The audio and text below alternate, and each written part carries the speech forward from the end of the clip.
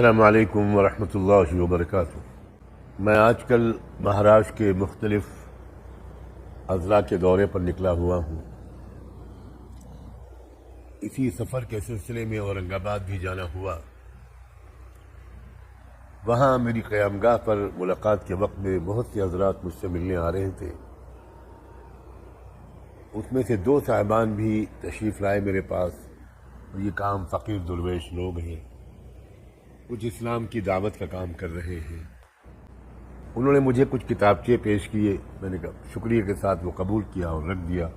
اس وقت تو میں ان پر نظر بھی نہیں ڈال سکا کیونکہ آنے والوں کی قطار لگی ہوئی تھی۔ بعد میں میرے علم میں آیا کہ وہ صدیق دیندار نامی تحریک کے نمائندے اور داعی تھے، اور اس ملاقات کی انہوں نے تصویریں کھنچوائیں اور اس کو اس طرح وائرل کر رہے ہیں، پھیلا رہے ہیں، اس کے ساتھ میں یہ تاثر دے رہے ہیں میرا نام لے کر کہ فلاں صاحب کی، مولانا سجاد نعمانی صاحب کی ہم کو تائید اور سرپرستی حاصل ہے۔ میں یہ بات بہت ہی واضح لفظوں میں کہنا چاہتا ہوں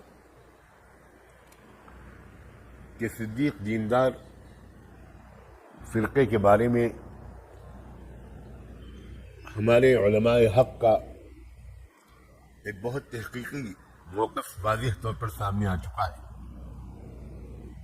حیدرآباد کے مستند علماء، معتبر اور مشہور ترین عالم حضرت مولانا محمد عبد القوی صاحب اور ان کے دیگر رفقاء اور دیگر بہت سے علماء بہت واضح طور پر دلائل کے ساتھ یہ تحقیقی موقف پیش کر چکے ہیں کہ صدیق دیندار فرقہ یہ ایک گمراہ فرقہ ہے اور قادیانیت ہی کی ایک شکل ہے۔ میں سخت الفاظ میں اس بات پر اظہار مذمت کرتا ہوں کہ انہوں نے اس ملاقات، اس مختصر سی 1-2 منٹ کی ملاقات کی تصویروں کو وائرل کیا اور یہ تاثر دینے کی کوشش کی کہ میں ان کا مؤید ہوں۔